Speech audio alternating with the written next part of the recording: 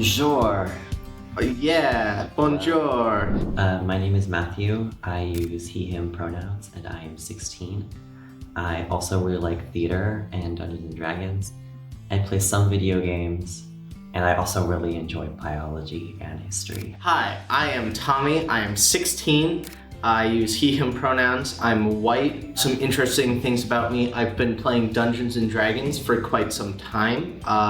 My dad got me into the game when I was like 6 or 7, 9 or 10 years now. Let's see, I enjoy history and science in school, and I am in theater and I play video games in my free time. The emotion that I often feel about social media, most often, is trepidation. That's a big word. Yeah, I think it sort of means a little bit stressed and sort of just like the feeling of unknown, because I often have difficulty like knowing if I should step into a conversation or what I should say. Like, I often enjoy my interactions, but I think if I just think about the idea of social media in terms of engaging with it myself, trepidation. The emotion I mostly feel when using social media is mildly happy. It doesn't bring me great joy. I am able to talk to my friends without them being next to me, so we will occasionally, if, for instance, the school has an entire event where we all need to do one thing, like we had to take a test not too long ago online for like reading comprehension. We were all able to make fun of it together as high schoolers, which was fun. Yeah. I guess the history of our friendship is we knew each other through elementary school, and then we sort of became good friends in 6th grade through Dungeons and Dragons because I wanted to learn how to play, so I joined his group. Yeah. In 6th grade, going into middle school, I was like, oh, I'm gonna be older. I can kind of I can like do big things. And so I wanted to get a bunch of my friends together to make a Dungeons and Dragons group. I think 8th, 9th grade, somewhere around there, we created a group with different people, and Matthew got invited to it, and that became a lot stronger. And then, yeah, that kind of happened. We've been friends ever since. Today our friendship is, we meet up once a week on weekends to try to do D&D, once or twice, depending on which groups are available. And then we also have theater class together. Matthew and I mostly see each other in person, not a lot online, because we're more friends in person, and I don't think he talks as much online, but you know. Yeah. We usually use it like the media to coordinate in-person gatherings. We also, on weekend nights, like nights we go to school, we try to voice call if we can. Well, we originally used texting because we all had phones. And then we started using Hangouts, Google Hangouts. Right. Until Google Hangouts sort of shut down and we got older and we moved to Discord, which is really what we primarily use. I have some of my friends' numbers, but I really don't text them. I DM them on Discord. We use that to coordinate. We also used to use it to do Dungeons and Dragons. During quarantine, we would voice call on that, or like Google Meets, which was part of Hangouts at the time.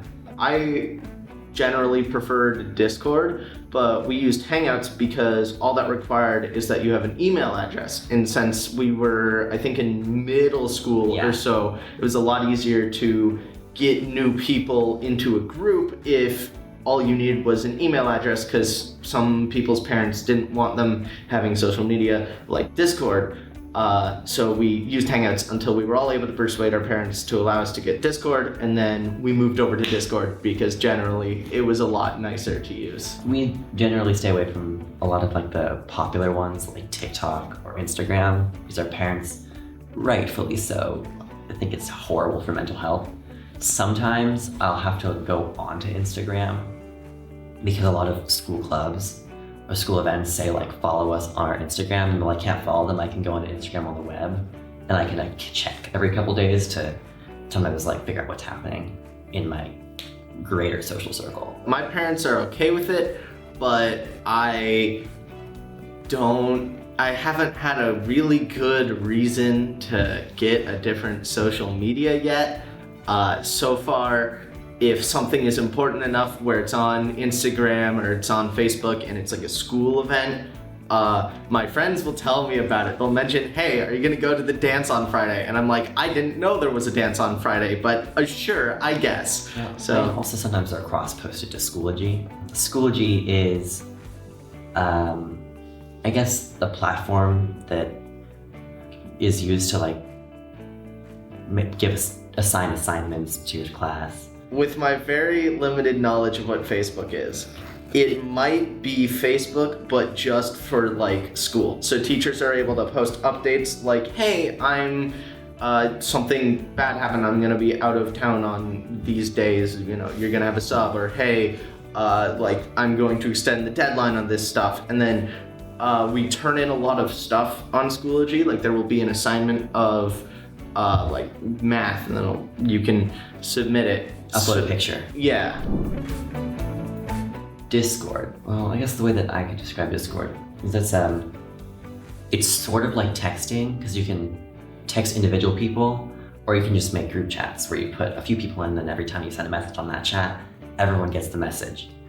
The thing that you can also do with Discord is you can make servers where there's like admins who are can moderate people. You can make different channels, like different texting ones. Like we have a channel for talking, just random stuff. We have a channel to send like videos or pictures we find funny. We have a channel to schedule. We have a channel where we, I guess, talk about the most recent things in our D&D campaign.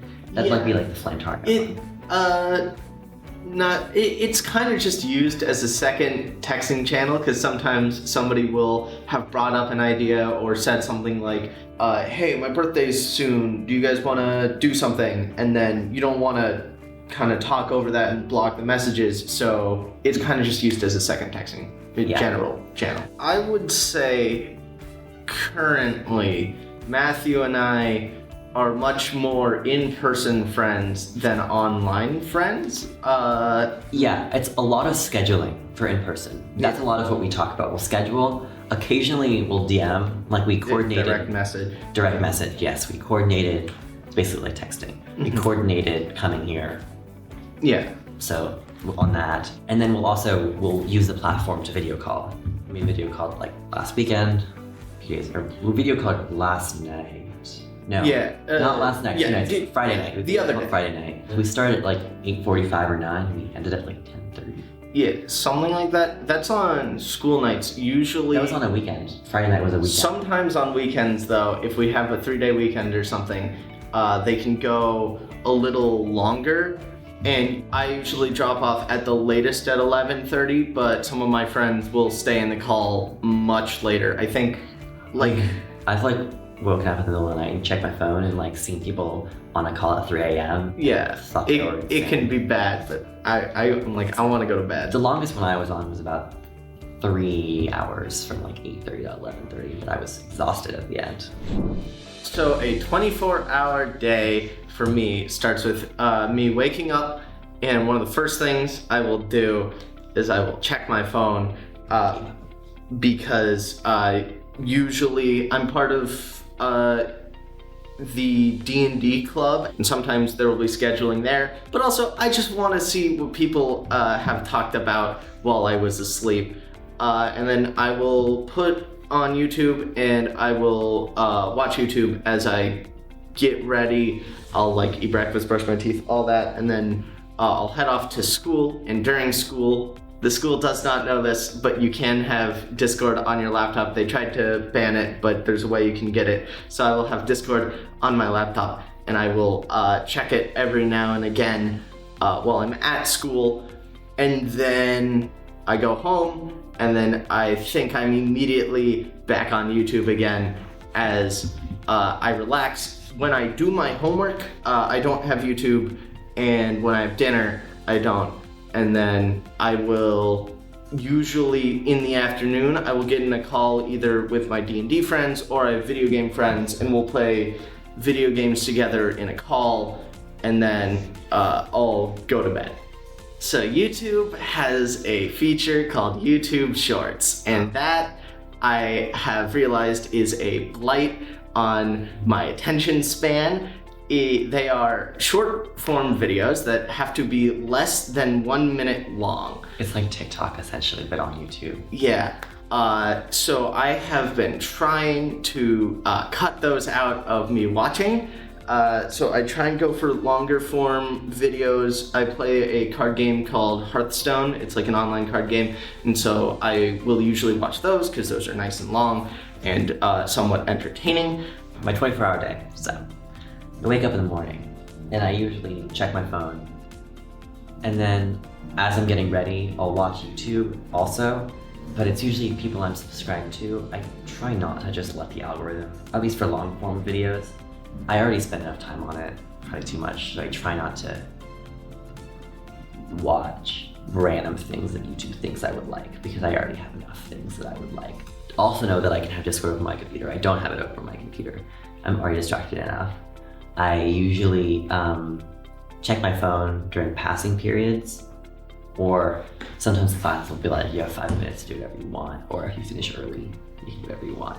I'll check my phone there. I try not to be on my phone during class if I'm actually trying to learn. Like, I'm never on my phone during a lecture, and if I'm supposed to be working on an assignment, I try really hard not to look at my phone unless I'm listening to music, because my focus will just go away really fast. Then I get home. I usually watch a little bit of YouTube when I get home because I'm tired from school, and then I try to do my homework before I get really sucked in, because sometimes I can just be looking at my phone and it's 2 hours later, and that's not helpful. I also really try not to go on shorts. Some people I'm subscribed to post shorts, so I'll watch the ones that they make, but you can find those in your subscription feed, just separate from just the doom scrolling of random people in the algorithms you'll because you can get sucked in, and it sucks because I'll just lose 30 minutes and I hate it. And it also, once I start doing it, even if I get myself to stop, I still really don't feel in the mood to do anything, because I sort of become lethargic and it becomes really hard to do something else, even if I've stopped doing that. And I find it easier to tell people how I feel online, because when I can just type out what I want to say and then send it, I sort of take away the difficulty. It's sort of I'm almost disconnected from the situation, whereas if I have to tell someone what they did made me help them, what they said made me upset, in person I chicken out sometimes. Yeah, we had a conflict maybe end of last year around elections for a club. One of my friends made some insensitive comments, and I sent them a paragraph of how I felt. It was a lot easier than it would have been to talk to them about it, because it really depends on if the content is real time, because the conversation was with me, and I think from their perspective they were trying to make jokes that they thought I found it funny, but I really didn't find it funny, and I don't know how to tell them that in real time, just in a chat even. So I was just being oh, that's interesting, wow, maybe you shouldn't say that, but not really telling them how I actually felt. And then later, when I was removed from the situation, I basically just sent them a paragraph of, I was you made me feel this way, X, Y, and then okay, blah, blah, blah, blah. And that was easier than it would have been to talk to them in person. I generally find it a lot easier to, maybe not easier, I find it equivalent, maybe a little easier to talk online than it is in person, at least with texting, because there's kind of that separation of, I don't know, it's kind of like sending a letter where it's just this is going to not an actual person, so I'm able to say whatever, and in my brain I'm able to know there's someone else there, but the part of my brain which might freak out or get scared of me saying, I don't know, something personal or something deep to somebody, that doesn't kind of flip on because there's not an actual person in front of me. So I'm able to kind of say my worries and send it to them. And I haven't generally gotten too deep with people, especially online. However, I did at one point, and there was this disconnect of we would say a bunch of stuff online, and then it would kind of all reset to neutral the next day when we saw each other in person. It was just like, hi, you're my friend. No matter what we said online, it was just like, cool, we're cool. Which felt a bit odd. It probably would have been better to actually talk about it. Yeah, it would have been better and healthier to talk about it in person, but it's a lot easier to just say whatever online. Let's see. Thank you.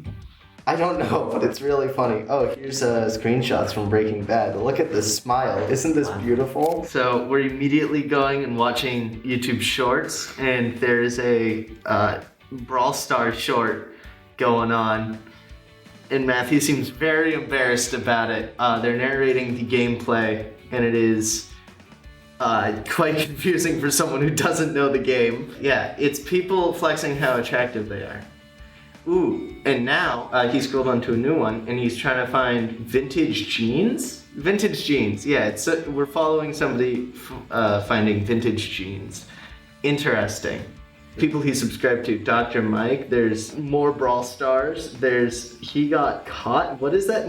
What is that? That People who react to other people. Okay, reaction videos. There's Clash Royale, making a bunch of tie-dyeing sweaters for a small business.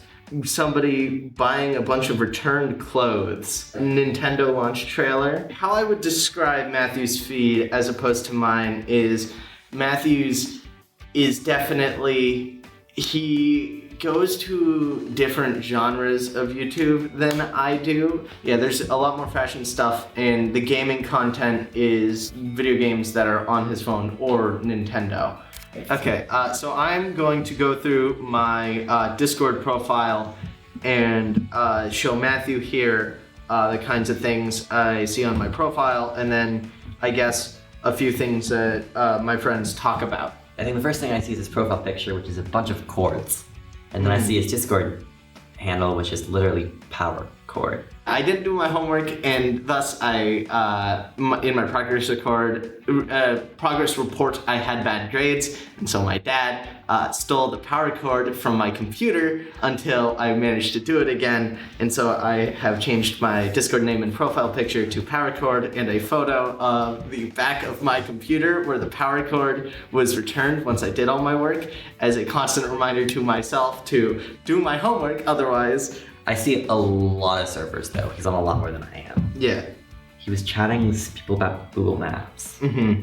Random. Some scheduling. Someone sent a lot of I think Just dad jokes. And D&D niche jokes. He took a picture of my friend in the library with the caption, "Caught little bro lacking." I don't know what that's supposed to mean. He's usually very alert, but you didn't notice. I bumped into him at the library, but I didn't tell him. Instead, I took a photo of his bike, and I took a photo of him, and I sent it to him for him to know that that's you where saw I was. him, and he was not aware. Yeah. You saw him. And then I proceeded to follow him through the park. No, okay. No. That I made look a lot worse than it actually was. The difference between my Discord profile and his Discord profile is he's in a lot more stuff than I am. I also think that the references he makes with his character and his profile name and stuff is sort of a lot of inside jokes, whereas mine is just a random thing that I like, and then a picture of a wizard, and then my about me or my Discord status just says kinda bored. I'm basic. You are less basic, and you also seem to have the bandwidth to be on a lot of stuff. Yeah. I don't necessarily want to know about everyone's conversations. Some of them, like the one I'm with my friend, get all the messages, but some of the other ones, I've sort of turned it off. Everyone will be like, we can come, and then someone's like, oh, I can't, and then we can't do it necessarily. Sometimes we need people, a lot of people to do things. I think frustration, that's really only with interaction. I think I also feel a lot of frustration on YouTube when I see people saying things that I disagree with. It's sort of mind-blowing to me that, this area. So sometimes I'll see people on the internet who are saying, I guess what at least to me, is perceived as hateful. To them, it's probably not hateful, but I see it as hateful. Or just stupid, racist, sexist, or like ignorant things. And it's not like about like, I want to oppress because it'll put me into power. They just truly believe that they're better than them. There's nothing strategic, they just generally feel that way. And it really frustrates me. For me, something that makes me feel frustrated when using social media is two things. One is, it's more of a pet peeve of mine than really frustrated, is people who don't quite know how to use it, who think they know how to use it, and it's so painfully obvious that they don't, but they don't want to admit that they're wrong.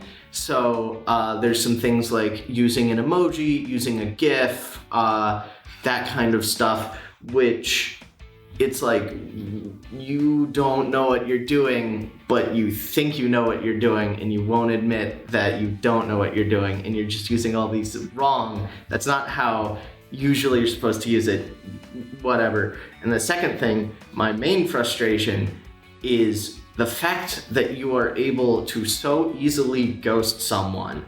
Like in a normal conversation, it's usually fine. It's like, I'm talking to you and you just don't respond to the last message. And most of the time, I forget about it. I usually am doing something else when I'm texting someone, sometimes.